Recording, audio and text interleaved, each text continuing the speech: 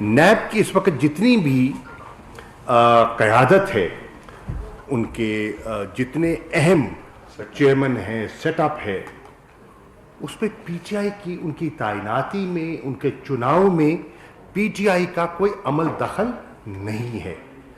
یہ جو ایک نیب کو پی ٹی آئی کے ساتھ جوڑا جاتا ہے، یہ نامناسب بھی ہے اور ایک غیر فطری سی بات ہے، کیونکہ حقائق اس کے برعکس ہیں. اب خواجہ آصف صاحب کی گرفتاری ہوتی ہے. اب وہ کیوں ہوتی ہے، اس کی وضاحت خواجہ صاحب خود کر سکتے ہیں. ان کو موقع ملے گا اور موقع دیا گیا. ان کو کئی مرتبہ دعوت دی گئی کہ جو سوالات تھے ان کا وہ جواب دیں اور نیب کو مطمئن کریں، تاکہ نیب اس نتیجے پہ پہنچے کہ ان پہ کوئی چیز بنتی نہیں ہے.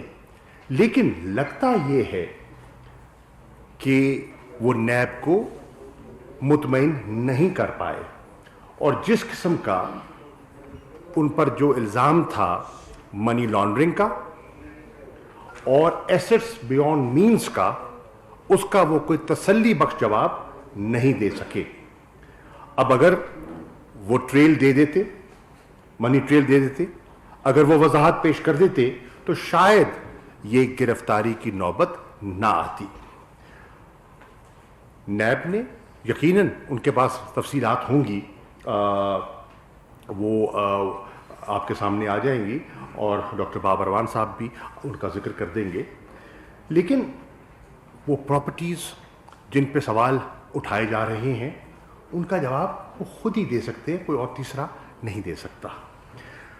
ہم یہ کہہ سکتے ہیں کہ آج دیکھنے کی بات یہ ہے، اور ہمیں آج سمجھ آتی ہے، مجھے خاص طور پر آج سمجھ آتی ہے، کہ جب ہم بیٹھ کر اپوزیشن کی ان دو بڑی جماعتوں کے ساتھ گفت و شنید کر رہے تھے فیٹف کی قانون سازی پر، تو ہمیں حیرانی ہوتی تھی کہ فیٹف کی قانون سازی کا نیب کے قانون سے کیا تعلق جڑتا ہے.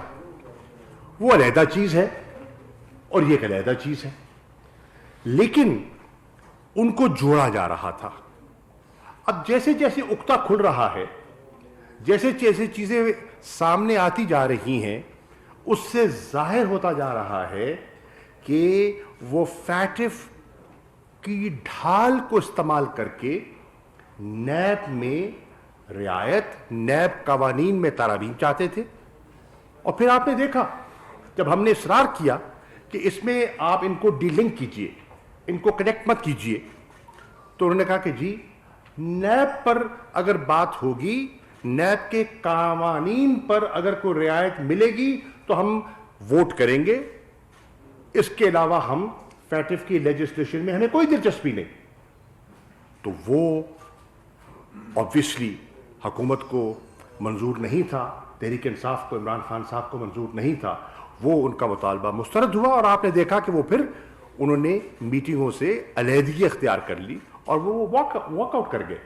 پھر بامر مجبوری مجھے وہ ڈاکومنٹ جس میں جو ان کا جوائنٹ ڈاکومنٹ تھا، جو پیپلز پارٹی اور مسلم لیگ نون کا ایک مشترکہ کاوش تھی، جس میں 34 ترامیم کا مطالبہ تھا، وہ مجھے اسمبلی میں اس کا ذکر کرنا پڑا، اس کو پیش کرنا پڑا اور بتانا پڑا کہ آج یہ فیٹف کی قانون سازی میں اگر تعاون نہیں کر رہے تو اس کی بنیادی وجہ کیا ہے، بیسکلی اس کی وجہ کیا ہے. اس کی وضاحت مجھے کرنی پڑی. اور میں بارہا انہیں کہتا رہا. خواجہ آصف صاحب ان میٹنگز میں خود تشریف فرما تھے، ان سے کہتے رہے کہ دیکھیے یہ کوئی کنیکشن بنتا نہیں ہے. لیکن آج پتہ چل رہا ہے کہ وہ اصرار کیوں کر رہے تھے اور وہ اصرار کی وجوہات کیا تھیں، کہ ان کو دکھائی دے رہا تھا کہ آئندہ آنے والے دنوں میں کچھ ایسی چیزیں سامنے آئیں گی جو مشکلات پیدا کر سکتی ہیں. اب حیران ہوں گے سب کہ وزیر اعظم پر یہ لوگ کہتے تھے کہ یہ کیا بات کر رہے ہیں، این آر او کا تذکرہ کرتے ہیں، این آر او کی کیا بات کرتے ہیں. آج آپ یہ سب تانے بانے جوڑے، این آر او انفیکٹ ہے کیا؟ NRO रिलीफ का नाम है। NRO एक बचाव का प्रोग्राम था और एक उसको अपना वो निजात का एक रास्ता समझते थे, उसकी आड़ में वो आगे बढ़ना चाहते थे। हैरानी की बात है, जब कोई नैब कार्रवाई करता है या कोई और कानूनी कार्रवाई होती है तो तकाजा कर दिया जाता है कि सियासी इंतकाम है। जब कोई सवाल पूछता है तो कहा जाता है कि हमसे सवाल पूछा तो हम उस इदारे का घेराव कर देंगे। होता कौन है कोई पूछने वाला? देखिए, ऐसा होता नहीं है। हर मुहज़्ज़ब माशरे में हर आदमी अकाउंटेबल भी है और कोई कानून से बालातर नहीं है। मिसाल के तौर पर अब मौलाना फजल रहमान साहब से सवाल किए गए तो मैं सुन रहा था टेलीविज़न पर, उनके कई जो उनके नुमाइंदगान हैं वो कह रहे थे हम देखेंगे किसको जुर्रत होती है हमसे पूछने की। अब देखिए, ये कोई मुनासिब जवाब नहीं है। आप कहें कि आपकी बात में वज़न नहीं है और हमारे पास ये शवाहिद हैं, नैब जो कह रही है उसमें वज़न नहीं है। आप नैब के जो वज़ीर ख़ारजा शाह महमूद कुरैशी इस्लामाबाद में न्यूज़ कॉन्फ्रेंस कर रहे हैं। उनके हमरा बाबर आवान भी मौजूद हैं। वज़ीर ख़ारजा शाह महमूद कुरैशी का कहना है कि नैब का कोई भी इदारा नैब के ताबे नहीं है। नैब का बनाया कानून पाकिस्तान तहरीक इंसाफ का तैयार करदा कानून नहीं है। उन्होंने बताया कि ख्वाजा आसिफ मनी लॉन्ड्रिंग के हवाले से नैब को मुतमईन नहीं कर सके हैं। दो बड़ी अपोजिशन जमातों ने फैटफ कानून में नैब के कवानीन पर ब्लैक मेलिंग की। वज़ीर ख़ारजा शाह महमूद कुरैशी ने कहा कि अपोजिशन जमातें अपने ज़ाती मफाद तलाश करके डॉक्यूमेंट्स, मनी ट्रेल आपके सामने रखूंगा। और फिर एक जुस्तजू के बाद उन्होंने साल पुराना रिकॉर्ड, 40 साल पुराना, विद डॉक्यूमेंट्री एविडेंस अदालत के सामने रखा। अदालत के सामने अपने आप को हाजिर किया, अपने आप को सरेखम तस्लीम किया और सारे शवाहिद दिए, सारा एविडेंस दिया और अदालत ने उसको तोल कर उन्हें सादिक और अमीन डिक्लेयर किया। अपने कहने से कोई नहीं बन जाता। अदालती कार्रवाई के बाद अपने जवाबात के जरिए, अपनी मनी ट्रेल के जरिए उन्होंने डॉक्यूमेंट्री एविडेंस के लिए साबित किया कि वो वाकईतन सादिक और अमीन हैं। मैं समझता हूं ये रास्ता एक सबके सामने है, इसी रास्ते को अपनाना मुनासिब है। ख्वाजा आसिफ साहब से सवालात किए गए हैं, वो सियासी इंतकाम के पीछे ना छुपे, वो कहें कि हाँ ये ट्रेल है, ये एसेट बना, ये ज़राए थे, ये आमदन थी, ऐसे बना, तो बात ख़त्म हो जाएगी। आप जवाब भी ना दें और कहें कि सवाल भी कोई ना करे, तो ये ऐसा मुमकिन नहीं है। अब मैं समझता हूं कि वक्त आ गया है कि दूध का दूध और पानी का पानी होना चाहिए। हम कभी भी सियासी इंतकाम के कायल नहीं हैं, हम कभी भी विच हंटिंग के कायल नहीं हैं, लेकिन एहतसाब के अमल से तहरीक इंसाफ और इमरान खान पीछे नहीं हट सकते। कुछ तफसीलात हैं जिसके बारे में डॉक्टर बाबर रहमान साहब आपसे मजीद बात करेंगे। थैंक यू शाह साहब। बिस्मिल्लाहिर्रहमानिर्रहीम। मैं सिर्फ 4 पॉइंट्स पे आपके सामने बात करना चाहूँगा। 5वां मेरा एक कमेंट होगा और एक मैं आपको दिखाना चाहता हूँ यहाँ पे डॉक्यूमेंट जो आपको यहाँ पीछे नज़र आ जाएगा और इसका टाइटल है साइकिल ऑफ मनी लॉन्ड्रिंग। आज मरियम नवाज साहिबा ने ये बात कही है कि उनके वालिद को अकामे में जो सज़ा हुई वो जायज़ नहीं है और खामखा सज़ा हो गई। मैं आज पाकिस्तान के लोगों के सामने ये वजाहत करना चाहता हूँ कि अकामा और उसके फ़वाइद क्या हैं और इसी के लिए ये साइकिल ऑफ मनी लॉन्ड्रिंग उसकी तरफ ही मैं आपको लेके जाऊंगा। अकामा रेजिडेंसी को कहते हैं, एक रिहायशी परमिट को कहते हैं जो 2 तरह के लोग लेते हैं। ایک وہ جو قابل فخر پاکستانی ہیں، محنت کش ہیں، باہر جاتے ہیں، ورک پرمٹ لیتے ہیں، رہائش اختیار کرتے ہیں، اس کو اقامہ ملتا ہے، اور وہ پیسے کما کے باہر سے اپنے خون اور پسینے کی کمائی اور اپنے پیاروں سے دوری کی قیمت ادا کر کے وہ کمائی ہوئی دولت اس کو پاکستان میں ریمیٹنسز کے حوالے سے بھیجتے ہیں، جو پاکستان کا سب سے بڑا سرمایہ ہے۔ نہ اتنا قرض ہے ہمارے پاس، نہ اتنی پروڈکشن ہے، جتنا بڑا سرمایہ وہ باہر سے ہمیں بھیجتے ہیں ڈالرز کی صورت میں۔ اس لیے ان پہ پاکستان کی قوم اور پاکستان کی حکومت اور عمران خان فخر کرتے ہیں۔ دوسرا ہے مس یوز آف اقامہ۔ پہلے کو میں کہتا ہوں محنت کش اقامہ، دوسرے کو میں کہوں گا سیاسی اقامہ۔ یہ جو سیاسی اقامہ ہے اس کے بارے میں آپ کو جانکاری دیتا ہوں میں اس سائیکل آف منی لانڈرنگ کے ذریعے۔ اگر آپ وہاں دیکھیں گے ہمارے پیچھے تو آپ کو پتہ لگے گا کہ یہ جو ریڈ خانہ بنا ہوا ہے یہ کرپشن اور کک بیکس کی جو آمدنی ہے ناجائز، یہ وہ خانہ ہے۔ یہ آمدنی ملک سے باہر کیسے جاتی ہے؟ اس کے نیچے آ جائیے، اقامہ۔ جو مریم کہہ رہی تھیں کہ میرے ابا کو اقامے میں خامخواہ سزا دی گئی، یہ اقامہ جب ملتا ہے تو اس کا فائدہ کیا ہوتا ہے؟ آپ کو فارن بینکس میں اکاؤنٹس کھولنے کی اجازت، بیرون ملک اکاؤنٹس کھولنے کی اقامہ ملنے کے بعد آپ کو اجازت مل جاتی ہے۔ جب یہ اجازت ملتی ہے تو فیک امپلائمنٹ کے کانٹریکٹ کیے جاتے ہیں، جس طرح سے ابھی شاہ محمود صاحب نے ذکر کیا جو خواجہ آصف صاحب کے کیس کا، وہ اس سے پہلے نواز شریف صاحب کے کیس کا وہ، اور پھر کیا ہوتا ہے کہ یہ منی ٹریل جاتی ہے یہاں سے لوکل پیسے جو ناجائز کمائے ہوئے ہیں ان کو بیرون ملک جمع کرانے کے لیے۔ آپ وہاں سے درمیان میں یہ جو کالا خانہ ہے اس میں دیکھیں گے، اس میں کالا مال پڑا ہوا ہے، یہ اوپر جاتا ہے تو اس کو کہا جاتا ہے flight of capital out of country. اس کا مطلب یہ ہوا کہ آپ کے ملک سے پیسے اڑ گئے، اس کا مطلب یہ ہوا کہ آپ کا روپیہ مہنگا ہو گیا، اس کا مطلب یہ ہوا کہ دال، آٹا، چینی، انڈا، مرغی یہ سارے مہنگے ہو جائیں گے۔ اس کے بعد آپ ذرا نیچے آئیے گا، گرین کی طرف میں آپ کی توجہ چاہوں گا اور قوم کی توجہ چاہوں گا۔ یہ کچھ پیسے، باقی پیسے تو یہ باہر نکال دیتے ہیں اور آف شور کمپنیوں میں ان کو رکھتے ہیں، لیکن کچھ پیسے ان میں سے یہ واپس لا کے یہ جو سبز پاک سرزمین ہے اس کے اندر وہ منی لانڈرنگ کے ذریعے سے یہاں سے ناجائز کمائے ہوئے پیسے باہر بھیجے، باہر سے واپس منگوا کے کچھ پیسے نمونے کے طور پہ پاکستانی بینکوں میں منگوا کے کہتے ہیں یہ ہمارا کاروبار ہے۔ میں اس پہ آخری بات یہ کرنا چاہتا ہوں، I'll take up the next point then، کہ اس کا دوسرا فائدہ یہ ہوتا ہے کہ جب کسی کے پاس اقامہ ہو تو اس پہ سوال نہیں کیا جا سکتا۔ پاکستان میں آپ نیٹ پہ بیٹھ کے جن کے اقامے تھے آپ اگر دیکھیں گے تو وہ پاکستانیوں میں کاؤنٹ نہیں ہوتے بیرون ملک، پرماننٹ ریزیڈنسی کے پرمٹ کی وجہ سے وہ وہاں کے لوکل بن جاتے ہیں اور پھر ان سے سوال نہیں ہو سکتے۔ اب میں اس کی تھوڑی سی وضاحت آپ کے سامنے کرنا چاہتا ہوں جو میرا پہلا نقطہ ہے۔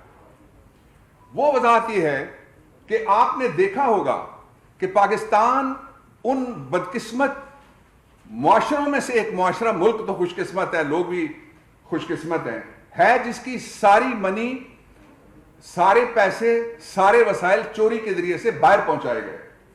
اب میں اس کو دوسرے پوائنٹ سے کنیکٹ کرنا چاہتا ہوں۔ وہ پوائنٹ یہ ہے کہ کیا پاکستان کے وزیر اعظم جس طرح کے نواز شریف تھے، کیا پاکستان کے وزیر داخلہ جس طرح کے احسن اقبال تھے، کیا پاکستان کے وزیر خارجہ اور وزیر دفاع جس طرح خواجہ آصف صاحب تھے، ایسے لوگوں کو اقامہ لینے کی ضرورت کیوں پیش آتی ہے؟ یہ بڑا اہم سوال ہے، اس لیے کہ یہ ابہام اور غلط فہمی پھیلائی جا رہی ہے پروپیگنڈے کے ذریعے سے کہ اقامہ رکھنا کوئی جرم نہیں ہے۔ میں نے پہلے ہی کہہ دیا، محنت کا اقامہ اور ہے اور سیاسی اقامہ اور ہے۔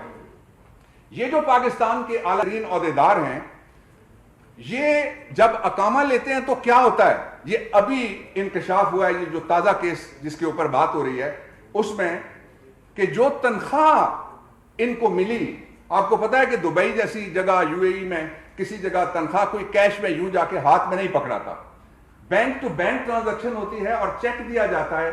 آپ کے یہاں بھی جو تنخواہیں ملتی ہیں وہ چیک کے ذریعے سے ملتی ہیں۔ تو یہ جو پیسے ہیں وہ کیش کی صورت میں فرنٹ مین کو ملے فرنٹ مین نے ایک اکاؤنٹ ان کا یہاں ایک بیرون ملک وہاں پیسے جمع کرائے, جب وہ پاکستان میں پیسے آ گئے تو کہا کہ یہ تو میرے جائز کمائی ہے, یہ تو میرے جائز پیسے ہیں, اور تنخواہ کیش نہیں ملتی. یہ طریقہ وہی ہے جو استعمال ہوا لوتھا کے کیس میں. پہلے انہوں نے کہا تھا کہ اس نے پیسے دیے اور وہ انکار کر گیا, اس نے کہا میں نے نہیں دیے. یہ طریقہ استعمال کیا تھا اسحاق ڈار نے حدیبہ پیپرز ملز کے کیسز میں, اور قاضی فیملی کو بھی وہ لوٹ کے کھا گئے تھے بیرون ملک جا کے پاکستان کو لوٹنے کے بعد. اب اس کا ایک اور پہلو یہ ہے کہ جو سلمان شہباز صاحب کے اوپر مقدمہ ہے, جو شہباز شریف صاحب کے اوپر مقدمہ ہے, اس کا طریقہ واردات اور جو موجودہ مقدمہ ہے اس کا طریقہ واردات برابر ہے. میں اس کو کنکلوڈ کرتا ہوں کہ اصل میں یہ لوٹی ہوئی دولت پہلے ملک سے باہر بھیجی جاتی ہے اور وہاں سے پھر واپس لائی جاتی ہے. اس کے لیے ایک سہولت کاری قانون میں اس کو کہہ رہا ہوں جو بنایا گیا تھا. قانون کا نام تھا protection of economic reforms act 1992. قانون تو سارے اچھے ہوتے ہیں, جس طرح چھری ساریاں اچھی چھریاں ہوتی ہیں, کوئی ڈبل روٹی کاٹتی ہے, کوئی سیب کاٹتی ہے اور کوئی کیک کاٹتی ہے, لیکن جب وہ ڈاکو کے ہاتھ میں چھری آ جاتی ہے تو پھر اس کو کہیں گے ہم مس یوز آف اقامہ. میں آپ کو تیسرے پوائنٹ کا آخری حصہ یہ بتانا چاہتا ہوں کہ خواجہ صاحب نے 12 اپریل 2018 کو اسلام آباد ہائی کورٹ میں ایک ایفیڈیوٹ جمع کرایا. اس ایفیڈیوٹ میں جو کہا گیا وہ 3 باتیں تھیں. پہلی بات یہ کہ آمکو ایک کمپنی ہے جس کا مالک ایک لبنانی ہے, اس کا نام الیاس ابراہیم سلیم ہے, اور وہ کبھی بھی پاکستان آ سکتا ہے اور پاکستان آ کے وہ بتائے گا کہ خواجہ صاحب کی کمائی بالکل درست ہے اور میں نے بالکل درست ان کو تنخواہ دی ہے. لیکن وہ قطری شہزادے کی طرح جب ان کو کہا گیا اس کو بلائیں, انہوں نے بلانے سے انکار کر دیا یا انہوں نے آنے سے انکار کر دیا. ایک یہ الیاس ابراہیم سلیمان ہے کون, سلیم ہے کون؟ یہ وہ شخص ہے جس کا آف شور کمپنیز کا جو دنیا کا سب سے بڑا سکینڈل نکلا تھا پینما والا, اس میں اس کی کئی کمپنیوں کا نام آیا ہے. تو اس کا مطلب یہ ہوا کہ جس طرح سے جب لندن کے فلیٹس کی بینیفیشل اونرز باہر نکلی تو پتہ لگا آپ کو کہ ایک طرف بھائی کہتا ہے میرے نہیں ہیں, مریم کہتی ہیں کہ میرے لندن میں تو کیا پاکستان میں بھی کوئی جائیدادیں نہیں ہیں, تو وہ بینیفیشل اونر ہیں اس کی, وہ پکڑے گئے. یہ اسی واردات کا اور طریقہ واردات کا اور پاکستان کے خزانے کو لوٹنے کا تازہ, اس کو آپ ایک طرح سے کہہ سکتے ہیں نمونہ جو پیش ہوا ہے قوم کے سامنے. اب میں چوتھے اور آخری پوائنٹ کی طرف آپ کو لے کے جانا چاہتا ہوں. آپ نے سنا ہے فالودے والا, آپ نے سنا ہے پاپڑ والا, آپ نے سنا ہے چینی والا. آج میں آپ کو بتانے لگا ہوں چاول والا. یہ غریبوں کا جتنا بھی سودا ہے نا, یہ ہر کسی کو لوٹ کے یہ باہر لے گئے ہیں اپنے مال کے ساتھ ساتھ, بغیر کسی کارپوریٹ آفس کے, بغیر کسی بزنس کے. کروڑوں روپے کا سودا چاول کی بوگس ایکسپورٹ کے ذریعے سے کیا. وہ جو چاول والا فرنٹ مین ہے اس نے, یہ جو تازہ کیس ہے اس میں خواجہ صاحب کے کیس میں, اور صرف چونکہ چاول ہے تو وہ کہتے ہیں یک دانہ چاول از دیگ. میں صرف 1 سال کی بات آپ کو بتانے لگا ہوں کہ 1 سال میں بغیر کسی جینوئن کارپوریٹ آفس کے, بغیر کسی جینوئن بزنس کے, اس بوگس کاروبار کے ذریعے سے 10 کروڑ روپے پہلے یہاں سے ادھر گئے, ادھر سے پھر منی لانڈرنگ کر کے وہ واپس اکاؤنٹ میں آ گئے. ایک اور متھ اس کو بھی آئیے توڑتے ہیں. یہ کہتے ہیں جی ایسٹس بیونڈ مین, یعنی اثاثے جو معلوم آمدن سے زیادہ ہوں وہ کہتے ہیں جرم ہی نہیں ہے. ان کے نزدیک کہتے ہیں بزنس ایز یوزول ہے. ان کے نزدیک یہ ایک طرز زندگی ہے ان بادشاہوں کا اور ان کی اولادوں کا. میں اس کی مثال آپ کے سامنے رکھنا چاہتا ہوں, ایک بہت سادہ سی. سادہ مثال یہ ہے کہ فرض کریں ہم میں سے کسی کی تنخواہ 1 لاکھ روپے ہے ماہانہ, وہ 10 لاکھ روپے ماہانہ خرچ کرے اور وہ 1 کروڑ ماہانہ بینک میں ڈالے یا اس کی جائیداد بنائے یا اس کی دولت بنائے یا اس کے زیورات خرید لے بیگم کے لیے. تو یہ کیا ہے؟ آمدنی سے زیادہ مہنگا طرز زندگی. اب یہ جو آمدنی سے زیادہ مہنگا طرز زندگی ہے، یہ دنیا کے سارے ممالک میں جو آئین جہاں ہے، جہاں آئین نہیں ہے، جہاں ڈیموکریسی ہے، presidential form of the government ہے، living beyond known means of resources, یعنی آمدن کے معلوم ذرائع سے زیادہ خرچہ کر کے زندگی گزارنا، پرتعیش عیاشی والی زندگی گزارنا. تو آپ دیکھتے ہیں کیسے کیسے لوگ کپڑے پہن رہے ہیں، آپ دیکھتے ہیں کیسی کیسی لوگ، ان لوگوں کے پاس گاڑیاں ہیں، کتنے بڑے بڑے محلات میں یہ پورا ٹبر شریف خاندان کا رہ رہا ہے. تو اسی لیے تو منو بھائی نے انہی کے لیے کہا تھا، لیونگ بیونڈ مینز والوں کے لیے، کہ 30 کنالاں دی کوٹھی وچ 40 کتے 5 نوکر 20 کنیزاں کتھوں آئیاں. 30 کنالاں دی کوٹھی وچ 40 کتے 5 نوکر 20 کنیزاں کتھوں آئیاں. کتھے لگیاں اے ٹکسالاں کامیں لیزاں کتھوں آئیاں. ایک بات آخری میں کہنا چاہتا ہوں، پاکستان میں کوئی قانون سے بڑا نہیں ہے، کوئی قانون سے بالا نہیں ہے، کوئی قانون سے اوپر نہیں ہے. اس لیے جو لوگ یہ کہہ رہے ہیں کہ ہم، جس طرح مولانا فضل الرحمان صاحب ہیں، وہ دوسروں کو کہتے ہیں استعفیٰ دو، اب تو سارے مکر گئے. اپنے بھائی کو نہیں کہتے استعفیٰ دو، اپنے بیٹے کو نہیں کہتے استعفیٰ دو، اپنے گھر کے لوگوں کو نہیں کہتے کہ استعفیٰ دو. وہ کہتے ہیں کہ میں جاؤں گا تو میرے ساتھ سارے کارکن ساتھ جائیں گے. کارکنوں پہ تو کوئی الزام نہیں ہے، غریبوں کے بچوں کو کیوں ڈھال بناتے ہو؟ اس لیے جس پہ بھی سوال اٹھے اس کا آسان طریقہ قانون اور آپ کا آئین بتاتا ہے. طریقہ یہ ہے کہ وہ قانون اور آئین کی عدالت میں کھڑا ہو، اپنے خلاف لگنے والے الزامات کو جھوٹا ثابت کرے. یہ چونکہ جھوٹ بولتے ہیں اس لیے عمران خان سے NRO مانگنے کے لیے کبھی ڈال بناتے ہیں استعفے کو، کبھی ڈال بناتے ہیں PDM کو، اور کبھی ڈال بناتے ہیں یہ ہمارے ساتھ جس کا شاہ محمود صاحب نے ذکر کیا، فیٹف کی گفتگو کو. ویسے بائی دا وے ہم تینوں گواہ ہیں اس کمیٹی کے ممبر کی حیثیت سے، کیا گفتگویں کرتے تھے. ہر گفتگو کے بعد کہتے تھے کہ اگر اس قانون کے ساتھ نیب کے دفتر پہ تالا لگا کے اس میں ایلفی ڈال کے چابی آپ نواز شریف کو دیں گے تو ہم آپ کو ووٹ دیں گے. جی انفارمیشن منسٹر صاحب. شکریہ جی. میں بس بہت ہی مختصر، کیونکہ ساری باتیں ہو گئی ہیں، میں صرف یہاں پہ ایک بات کرنا چاہوں گا کہ ہم نے یہ دیکھا جس طرح کہ شاہ صاحب نے اور عوان صاحب نے پوری آپ کو اس ٹرانزیکشن کا اور اس پورے آپریشن کا بتایا، اس نیٹ ورک کا بتایا، کہ ہم یہی دیکھتے ہیں کہ بدقسمتی سے جو ہمارے ماضی کے حکمران تھے انہوں نے اداروں کو اپنے ذاتی مفادات کے لیے استعمال کیا. انہی کے ذریعے، انہی کی سہولت کاری سے اپنی ناجائز دولت کو ملک سے باہر لے گئے، ملک کو حریف کیا، عوام کو حریف کیا. آج جو آپ اگر مہنگائی دیکھتے ہیں یا اور جتنے بھی مسائل ہیں، ہمارے ماضی کے حکمرانوں کی توجہ صرف پیسہ بنانے میں رہی. اب کل جو ہے، جیسے کہ آپ جانتے ہیں کہ سینٹ کا اجلاس ہو رہا ہے، اور یہ سینٹ کا اجلاس ریکویزیشن کیا ہے اپوزیشن نے، اور ان کے جو 6 نکاتی ایجنڈا ہے جو کہ ان کا ہے، ہماری طرف سے کوئی ایجنڈا آئٹم نہیں ہے.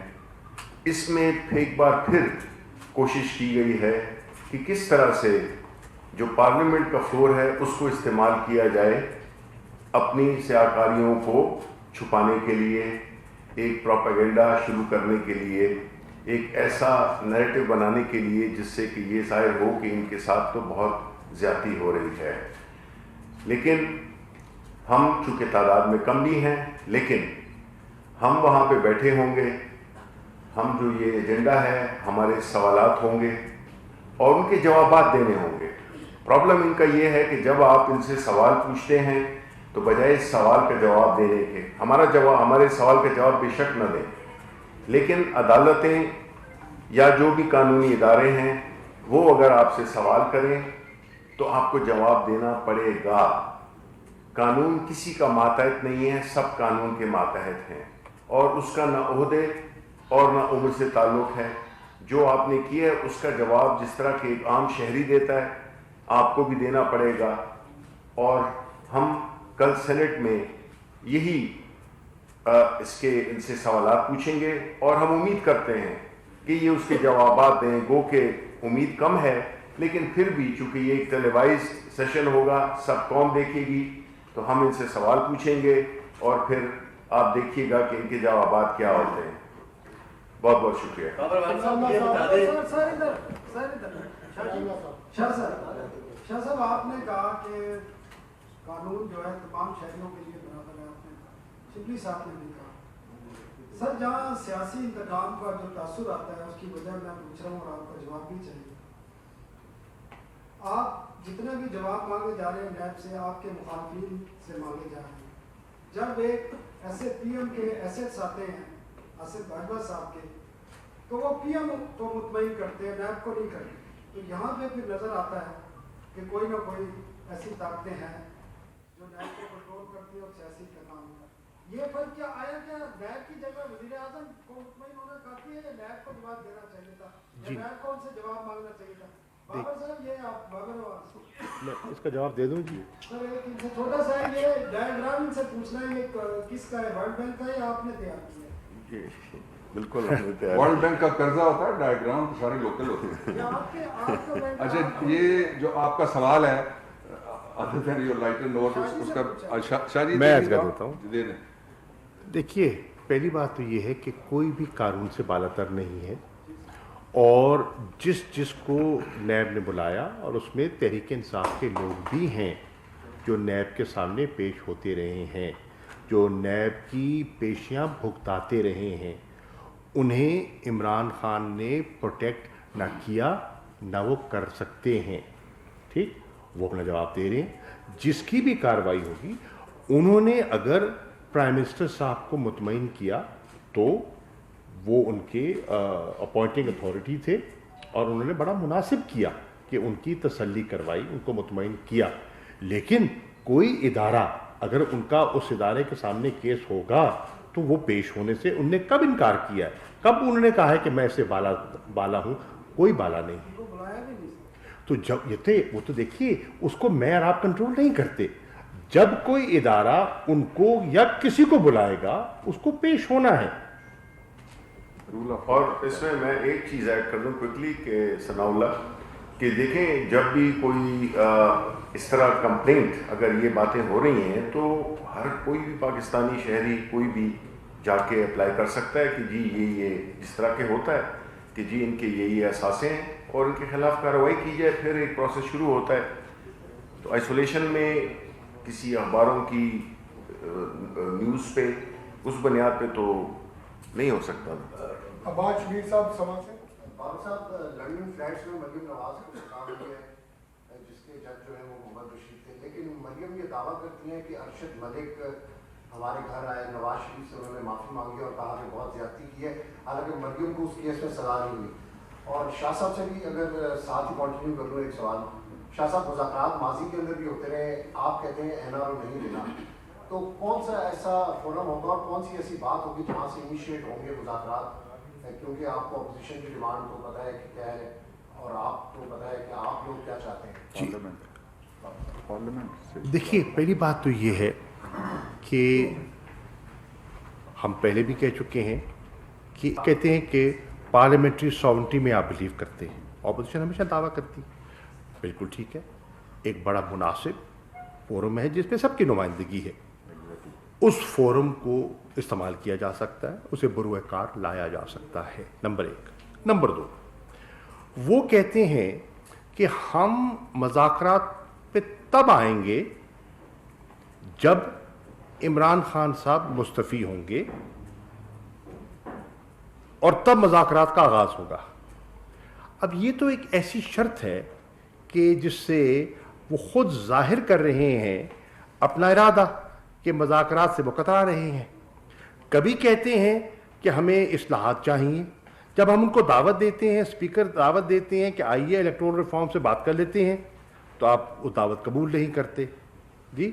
اور پھر کہتے ہیں کہ یہ گفتگو نہیں کرتے. گفتگو کی آپ شرائط ایسی رکھیں 31 جنوری تک وزیر اعظم مستعفی ہو جائیں، ہم پہلے بھی کہہ چکے ہیں, میں آج پھر دوہرا دیتا ہوں کہ بھائی 31 جنوری کا انتظار کیوں کر رہے ہیں؟ عمران خان 31 جنوری کو مستعفی نہیں ہوں گے, نہیں ہوں گے, کلیئر کٹ کہہ رہے ہیں نہیں ہوں گے. تو آپ اپنا فیصلہ کیجئے. آپ نے تو, آپ دیکھیے کل کیا ہوا. کل دیکھیے اتنی انٹرسٹنگ چیز ہوئی کہ کل تو ان کا جو پورا پی ڈی ایم کا بیانیہ تھا وہ پی ڈی ایم کی ایک جماعت نے دفن کر دیا نا, پاش پاش ہو گیا. پاش پاش ہو گیا. اور ایسا تیر چلا اور ایسا نشانے پہ لگا کہ پاش پاش کر دیا. استعفے استعفے استعفے. اگر آپ استعفے دینے میں سنجیدہ ہیں, جو کہ نہیں ہیں, ظاہر ہو گیا. اگر آپ استعفے دینا چاہتے ہیں تو پھر تو اسمبلیوں سے باہر جانا چاہتے ہیں نا آپ. تو اگر اسمبلیوں سے باہر جانا آپ کو مقصود ہے تو پھر ضمنی انتخابات میں حصہ کیوں لے رہے ہیں, پھر سینٹ کی تیاری کیوں کر رہے ہیں؟ یہ تضادات ہیں. تو اس سے ظاہر ہو رہا ہے کہ استعفے دینے کا ان کا کوئی ارادہ نہیں ہے. یہ قوم کو طفل تسلیاں دے رہے ہیں. نمبر 2, دوسری شرط لگا دی لانگ مارچ. 31 جنوری تک اگر استعفیٰ نہ دیا تو پھر لانگ مارچ ہوگا, دمادم کلندر ہوگا. ہم آج کہہ رہے ہیں 31 کو استعفیٰ تو نہیں آئے گا, اور آپ نے پھر لانگ مارچ کو مشروط کر دیا نواز شریف کی واپسی کے ساتھ. پہلی شرط یہ ہے کہ مستعفی شخص کو جا کے جو اسمبلی کا اسپیکر ہے یا چیئرمین ہے اس کے پاس پیش ہونا پڑتا ہے. جو بھی یہ کہنا چاہتے ہیں چلے جائیں اسد کیسر صاحب کے پاس پیش ہو جائیں. دوسری شرط یہ ہے کہ وہ اپنے ہاتھ سے لکھی ہوئی تحریر لے کے وہاں بھجوائیں اور پھر ان کو پوچھا جائے گا. آپ کو یاد ہے جب پی ٹی آئی نے 2013 کی پارلیمنٹ میں سے استعفے دیے تو ایک منظور ہوا, باقی نہیں ہوئے. وجہ یہ تھی کہ جاوید ہاشمی صاحب, آپ سارے کور کرتے ہیں پارلیمنٹ کو بھی اکثر, کہ جاوید ہاشمی صاحب گئے, انہوں نے جا کے پارلیمنٹ کے فلور کے اوپر اسپیکر کے سامنے کہا کہ میں مستعفی ہوا ہوں, اس لیے ان کا استعفیٰ منظور ہوا تھا. تو یہ ہمت کریں, اپنی قائد اگر ان کو سمجھتے ہیں تو ان سے پوچھ لیں, اگر شہباز شریف سے ملنا چاہتے ہیں ان سے پوچھ کے وہ جائیں واپس اور جا کے ایک دفعہ استعفے والا معاملہ حل کریں, ورنہ ان کی کریڈیبلٹی ختم ہو گئی ہے کہ یہ استعفے انہوں نے مذاق بنایا ہوا.